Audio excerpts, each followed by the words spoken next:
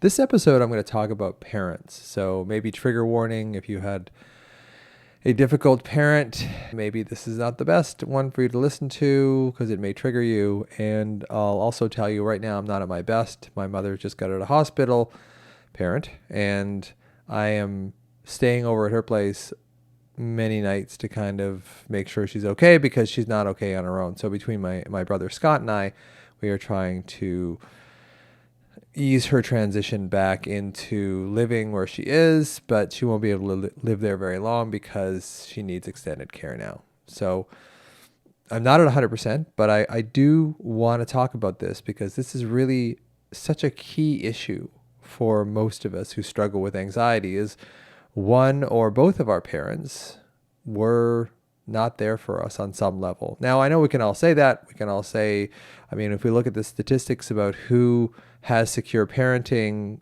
they say the statistics are that 47% of us have secure parenting, which means that more than half of us don't. And other types of attachment styles, avoidant, disorganized, anxious attachment, that's what we get.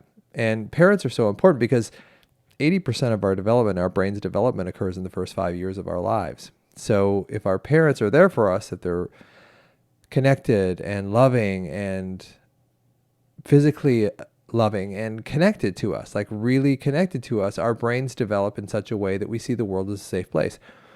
However, if our parents aren't there, if they have their own shit to deal with, which, I don't know, 90% of parents I think have, on some level. Like most of my friends, I went through this on my prep for this today when I was walking the dogs. It's like, how many of my friends had good parents? And not many. You know, addiction, personality disorders, and alcoholism. So many of my friends, and I think this is just kind of a snapshot of our world, is that it's very stressful. You know, I don't think we've ever had a time in human history where most of our creature comforts are looked after. You know, we have food, shelter, Instagram, you know, we have all this stuff, but our emotional needs, especially after COVID, especially after the separation we all endured from COVID, because as I've said before, all anxiety is separation anxiety.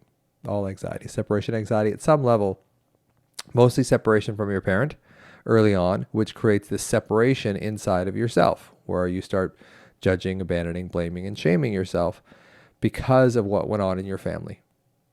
If what your family went through when you were developing wasn't a safe, loving environment, and lots of families go through shit, but they still are able to stick together, and other families aren't. And it depends on, you know, I look at my own parents. I look at my father, who is schizophrenic and bipolar. He was born premature, very, very premature. They didn't expect him to live. He only weighed 2 pounds when he was born in 1934. So he wasn't expected to live, but he did. He had some issues. You know, he'd appear normal for sure, but as he got older and into his early 20s, he started showing signs of schizophrenia and bipolar, and, you know, that was that. So a lot of stress in his childhood, for sure. I remember seeing a picture of him in a classroom when he was about 10, and he looks just absolutely petrified. The other kids are like, oh, whatever, you know, and he's like, oh, what's going on? And my mother grew up in this Scottish household. She was the middle of 4 kids, 2 brothers below her, 2 brothers above her. And I don't think they really got a whole lot of attention. If I look at the stories about her own father and how detached he was, just the role of parents. Really, it's so important to have a parent that sees you, hears you, loves you, and protects you. And I think a lot of us, when we're younger, especially if we experience something, you know, outside of the home, you know, like bullying, we don't tell our parents. You know, we're ashamed when something's happening. If we're emotionally, physically, sexually abused outside of the home, we don't tend to tell our parents. So we deal with it ourselves, and that creates its own level of trauma and its own level of anxiety and depression and eating disorders and personality disorders. So I think it's really important to discuss the role of secure attachment and parenting, because so few of us actually had it. I know that for a long time I thought, well, maybe I'm the only one who had like a severely mentally ill dad and a mother who wasn't that emotionally connected. She wasn't terrible by any means at all. She worked a lot. My mother was the main caregiver for the family as far as an income earner as well. And she also did all the laundry, all the meals, all this stuff. She adopted the motherhood role as well as the, I guess, fatherhood role as well. And it was really hard for her. So she didn't have a whole lot of time left over to be loving and attentive. And at some point she would be. But there wasn't any I love yous from my mother or my father, as I recall, when I was growing up. There was a little bit of physical touch, but not very much, because I don't think my mother got very much physical affection when she was younger. So, it's the old story, you can't give what you didn't get. And I see that with people, and especially the people that I deal with who I do coaching with for anxiety. They often go the other way. Well, my parent was really not there for me. So they overcompensate by giving their kids everything, making sure they don't experience, and that has its own problems as well. But, given the choice of the two, you'd want a parent that maybe gave you too much and gave you too little. Because as I said, our brain development is so important that we see the world as a safe place if we have safe parents. And our brain, specifically our lower brain, our unconscious brain, our subcortical brain, and those structures that really run our lives, the unconscious brain really runs our lives, those structures form very early. And if they are formed in fear, that's kind of the glasses that we see the world through for the rest of our lives. So brain development is really important. So if you have secure attachment, your brain develops faster. It develops into a more healthy state. We look at amygdala size, hippocampus size, that kind of thing. If you had an attached parent, you have the optimal brain development, and the format, the foundation of your nervous system forms in safety. And that's important because then you see the world as a safe place. And if you can see the world as a safe place, you just have this milieu that, things can go wrong, but I'm still safe. I'm still okay. And I think when you grow up thinking that the world isn't safe, if you don't have a parent who takes care of your needs, or worse, a parent who's abusive or narcissistic or completely self-centered or manipulative.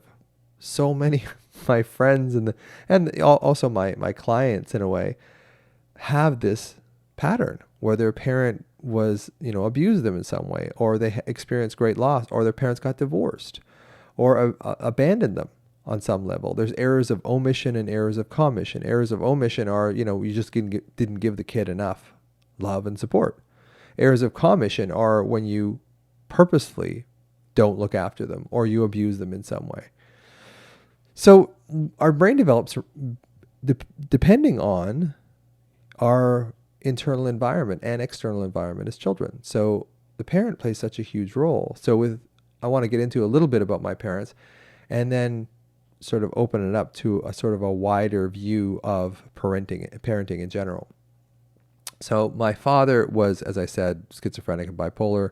He committed suicide when I was 26, and that was the same year I got into medical school. And at the time, it was a relief because he was just getting worse and worse and worse and worse, emotionally, physically. And it was just painful to watch how, your parent just declined like that. And I'm kind of seeing that again. I'm revisiting that 35 plus years later with my mother because she's declining as well, emotionally and physically and mentally. So it reminds me, the same old feeling, the same old alarm comes up in my system when I see my mother decline in a way that my father declined. Not, of course, exactly the same way, but kind of similar. Kind of similar in a way when you see a parent just sort of fading away.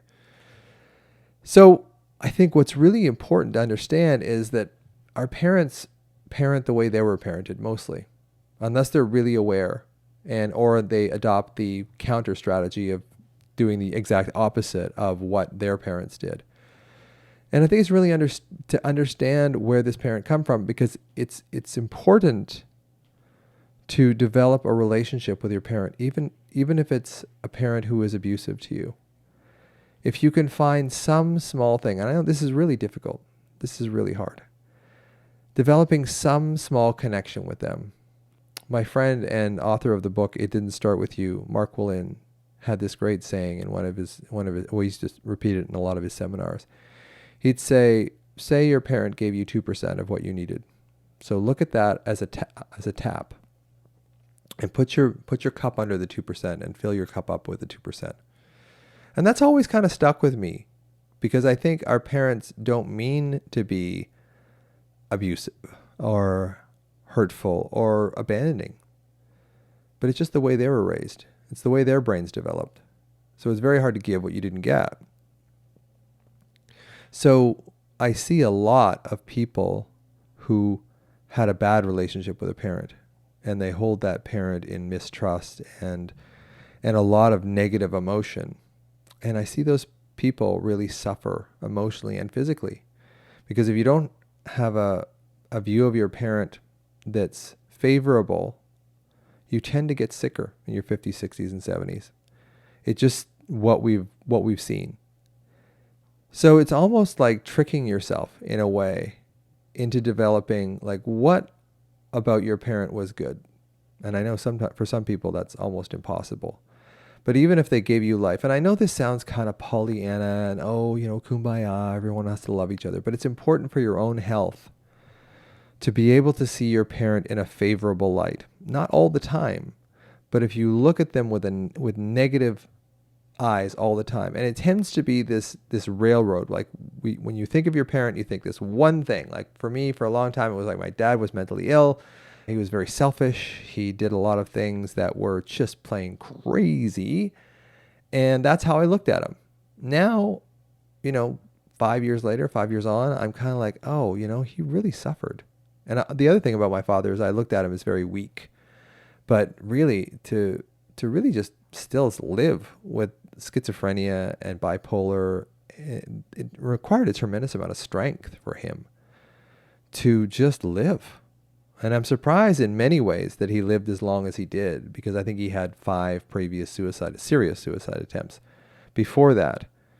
And it took a lot of strength, I think, just to go through every day. And every day wasn't horrible. There was months at a time, especially when I was younger, where he was great. He was very attentive dad, very funny, very intelligent, really, really intelligent.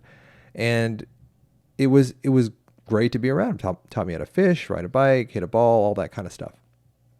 But as I got older and as he got older, he became more and more withdrawn and more mentally ill. And the episodes were becoming more and more closer together. So instead of having, 12 or 18 months, he would go, 3 or 4 months before an episode where he'd wind up back in the hospital or just severely incapacitated. So what happened with me is that I put all my eggs, despite my dad being the more loving and caring and affectionate one of the two of them, I put all my eggs in my mother's basket because I couldn't trust my father. When you see your father go psychotic and manic a number of times, you kind of go, yeah, unconsciously, I can't trust this guy. I really can't. So I put all my eggs into my mother's basket and started, in a way, emulating her way of being, because I thought, consciously and unconsciously, it's probably not safe to be like my dad. So I'll be more like my mother. I'll be more reserved. I'm not saying that my mother was cold, but she wasn't warm. I'd say that, which is funny because everybody who's worked with my mother, she was a registered nurse for 30 plus years, loves her sense of humor, loves her warmth. They all say, oh, she was so fun to be with and so connected, which got me fucking angry, because it was like, well, why didn't I get that? All these people are saying that because my mother is very well regarded, for sure, especially among the people she worked with. And everyone loved her. They thought she was great. She was funny. And what I've come to know is that she was happy to be out of the house and working, and not around my crazy father. So I can see how she'd be light and connected there. But when she got home and into the trauma bond of this whole family, my brother, my mother, my father, and me, I think it really affected her. Well, I know it really affected her. I know it really affected my brother and I as well. And, the whole family was kind of traumatized. But we learned how to adapt. We learned how to cope. And I talked to a lot of people from a lot of families that had a lot of problems. And they give me a similar story, is that, I'm not that attached to my siblings, because it just reminds me of the trauma of my youth.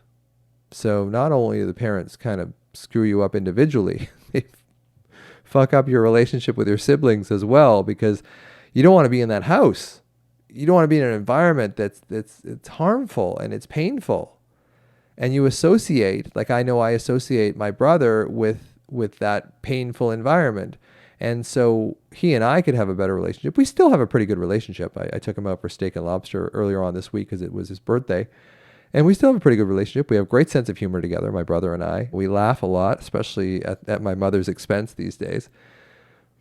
But it's just so frustrating to deal with these details when, when your parent starts to fail and you have to start looking after them. And in many ways, I've been looking after my mother since I've been a teenager.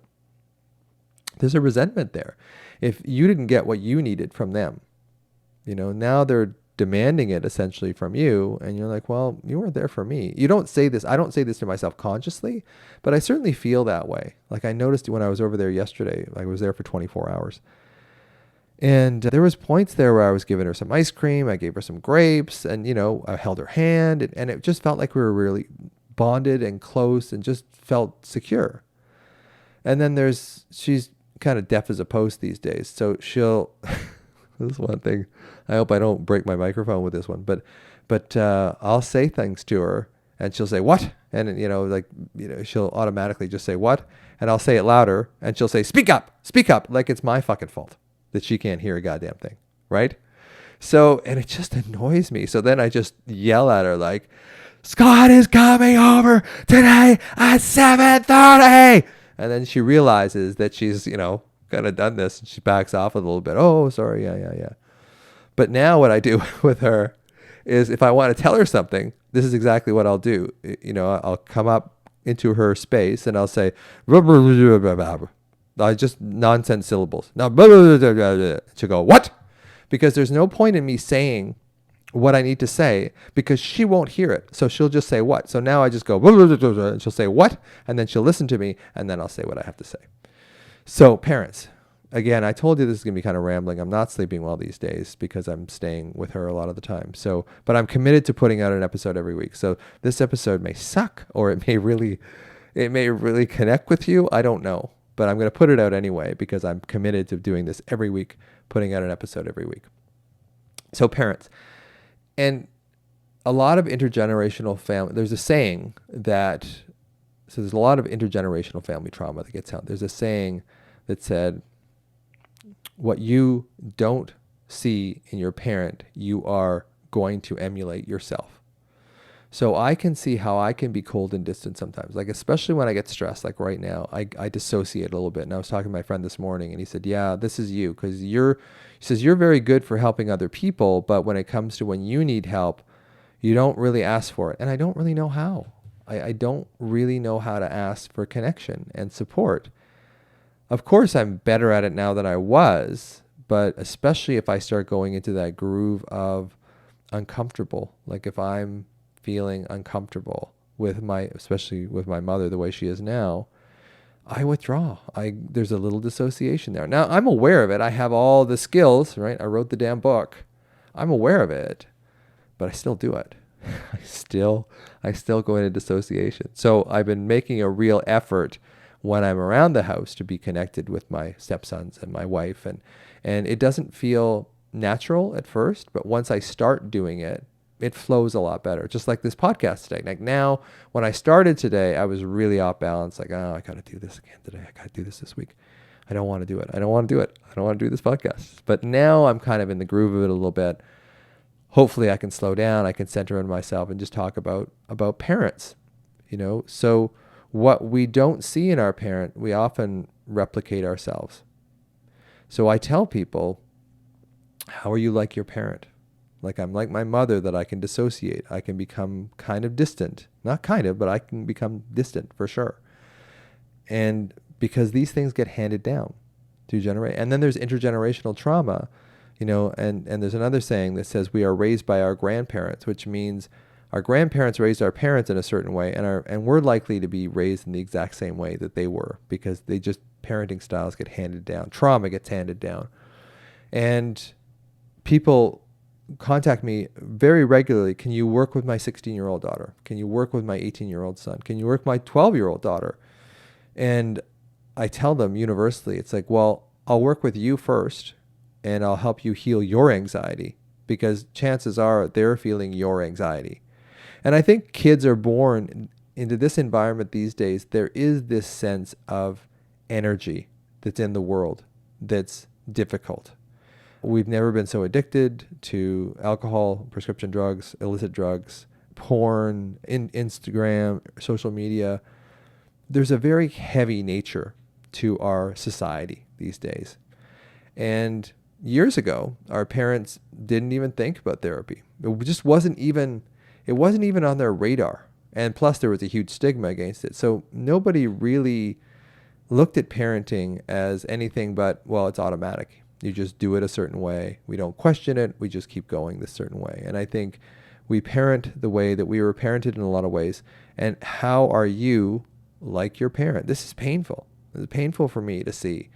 How am I like my father? I can have selfish traits. I can be very self-centered at points. Now I see it, so I can modulate it a little bit. But when I get stressed, I will fall into that old familiar groove. And I would ask you, how are you like your parent?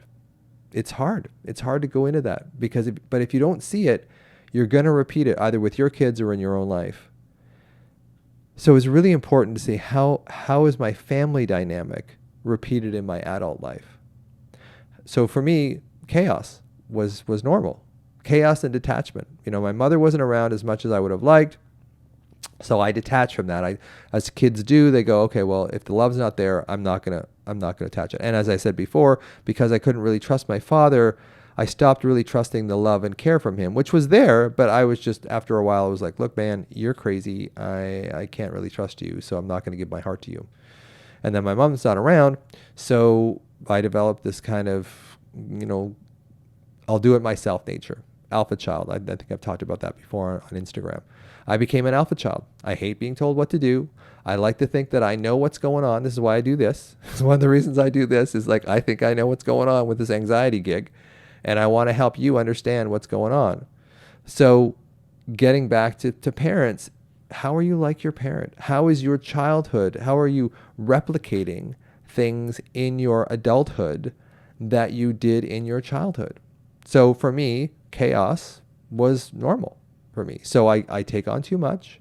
I probably became a doctor. It was probably too much for me.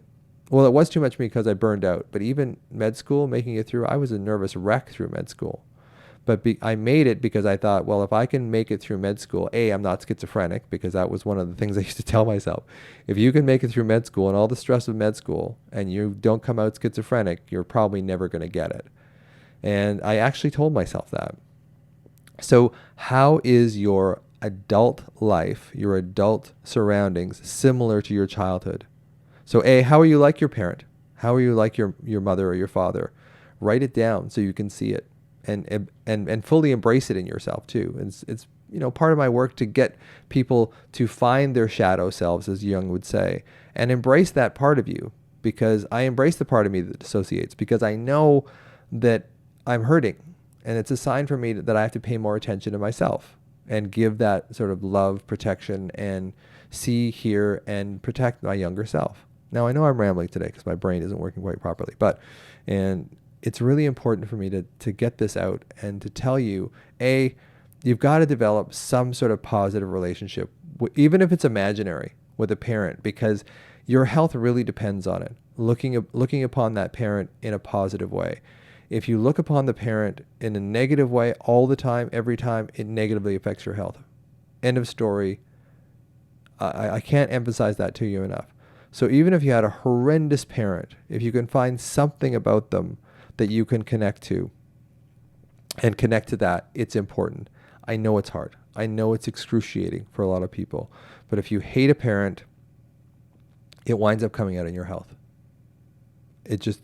Studies are showing this, it's just something that I see so frequently. So even if it's imaginary, like Cynthia talked to me about this the other day, can you develop an imaginary relationship with your mother where she was caring? And there was points where I look back and I go, yeah, I really focused on, that time that I had a fire in my apartment. She came right over and helped me sort that out and was there for me. So it's really important to focus on those parts of them that were good. It kind of buffers that total negative opinion, because if you have a horrible opinion of one parent, your chance of getting sick is about 60% by the time you're 60. If you have a horrible relationship with two parents, your chance of getting sick by the time you're 60 is about 90 to 95%. So even if you develop a positive look, like I've done with my father, he was sick, he couldn't really help himself, and I see the good times. And again, this isn't like Pollyanna, cross your legs, sit on a mountaintop, kumbaya. It's really important for your own health to be able to have a positive view of parents, regardless of how bad they are. Because it affects you. If it really affects you, if you look at your parent in a totally negative way every single time you think of them, it affects your physiology, it affects your neurology, it just affects your overall general health. So trying to develop that positive relationship with a parent is absolutely key to your own health, regardless of how bad they were. And I don't know if I'm getting that point across because like I said, my brain isn't working all that well today. But it's really important just to get that message across to you, that find something about each parent. And if you had an absent parent, a parent that wasn't there, make it up. Like find something. The brain doesn't know the difference between often something you've made up and something that's real. So have the relationship with your parent that you would have wanted to have, and expand those times. Like I expand that time with my mother when she really helped me with the fire that I had in my apartment. I really go into that time and place, and it's such gratitude for her for just taking charge and helping me make it through that. And I pay a lot of attention to that. And with my dad, mostly it was when I was younger, and he would teach me how to do things. Fishing. I remember fishing with my dad off the dock and just having a wonderful time with him. That's what I focus on. Because if I just focus on all the negative, it'll eat me alive. And right now I'm being faced with that as I see my mother declining and moving towards death. I am faced with bringing that back up, developing a kind, loving relationship with her, and allowing that to be. And it doesn't have to be anything that it's not. Like I'm not lying to myself. She wasn't the best, most attentive mother by any means at all. But there were some wonderful parts about her, for sure. And it's hard for me to go into those wonderful parts when I see her decline like this, because when I feel close to her, to see someone you love in pain is really difficult. But it also changes your neurophysiology, changes your neurochemistry. When you look at a parent with love and connection, and that's the story I was telling earlier and then got sidetracked, was I was giving her the ice cream, I was giving her the grapes, holding her hand, and there's a real moment of connection there. And then, half an hour later, she's barking at me about something, and she doesn't want anyone coming into her apartment to give her pills or any of that stuff. I don't want those people coming in. And then I get annoyed, and it's like, then you're depending on me to do everything, and my brother, which really annoys me. So part of the little story that I have in my head is that, look, I looked after you since I was 13 years old. I used to make her laugh. I used to try and look after her as best I could. And I've been doing it for, 50 years. And I'm tired. I'm tired of it. But I also have to see her as a wounded child herself. And I think that's the other thing about our parents, is we have to see them as wounded children as well. So when we see that they are just wounded children, and that's why they did to us or didn't do to us, didn't give us what they didn't get, and develop a positive relationship with it, even if it's just in our heads, it really does affect our overall health. So that's all I got to say about that this week. I'm proud of myself for getting this out. I apologize if this is fractured today. It's just I'm not 100% right now. And I appreciate you listening to the Anxiety RX podcast. And I'll see you next time.